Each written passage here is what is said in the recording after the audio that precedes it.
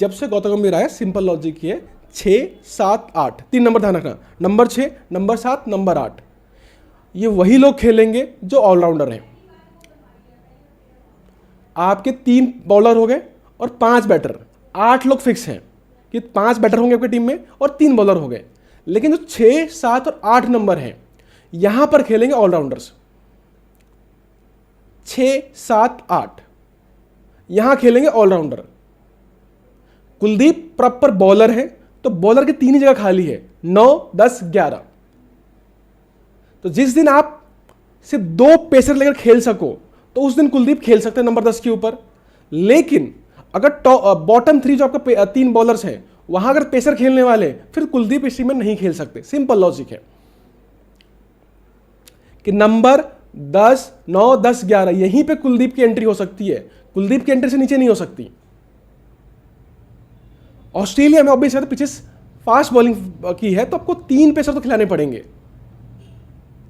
3 pacer कौन कौन थे आपका?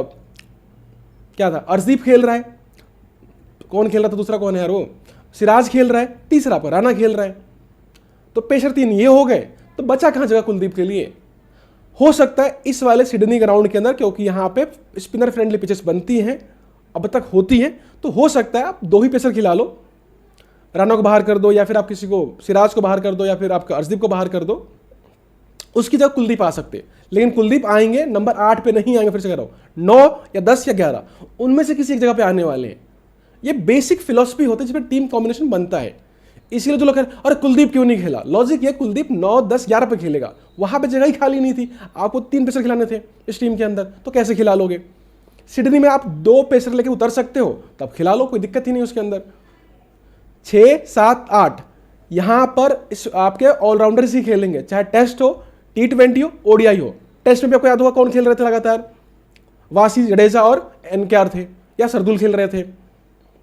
आपने यहां देखा होगा एशिया कप के अंदर, वहां भी वही चल रहा था। कौन कौन था वहां पे? अक्षर पटेल थे, शिवम दुबे थे और एक रिंकू सिंह, ऐसे वो इस तरह से खेल रहे थे। तो वही खेलेंगे जो बैटिंग बॉलिंग दोनों कर सके, और उसके अलावा कोई टीम में जगह बनती नहीं है। इंडियन टीम है, इंडियन टीम में दिक्कत ये है कि आपके पास जितने पेसर है ना, एक भी बैटिंग नहीं करता उसमें से, तो आपकी मजबूरी है कि आपके पास पेसर बॉलिंग करते नहीं है। अगर टीम में 3 पेसर खेलेंगे, तीनों बैटिंग नहीं करते, फिर तो आपका तो 9, 10, 11 गया, बच गया 8 बैटर। अब 8 में बच गया आपके पास स्पिनर, अब मजबूरी क्या, आपको 8 तक बैटिंग रखनी है तो आपको स्पिनर वैसे रखने पड़ेंगे जो बैटिंग कर सकते हैं। इंडिया भाग्यशाली इस चीज के अंदर है कि हमारे पेसर बैटिंग नहीं करते, बट हमारे स्पिनर बैटिंग करते हैं, क्योंकि आपको पेसर में आप कुछ नहीं कर सकते, आप ऑप्शन ही नहीं है आपके पास बैटर का ऑप्शन। लेकिन स्पिनर आपको ऑप्शन बनता है कि जडेजा है, अक्षर है, वाशी है, तो वहां पर आप बैटर को चूज कर सकते हो स्पिनर के साथ। वहीं कुलदीप पीछे हट जाते हैं क्योंकि कुलदीप को बैटिंग नहीं आती। लेकिन जिस दिन हमारे पास पेसर भी एक पेसर बैटिंग करना चालू कर देना, कुलदीप बाय डिफॉल्ट सेटिंग में आ जाएगा आपकी टीम के अंदर। लेकिन जब तक आप पेसर में आप कॉम्प्रोमाइज नहीं कर सकते, यही इंग्लैंड में हुआ था हमारे पास, वहां भी 3 पेसर खेल रहे थे लगातार।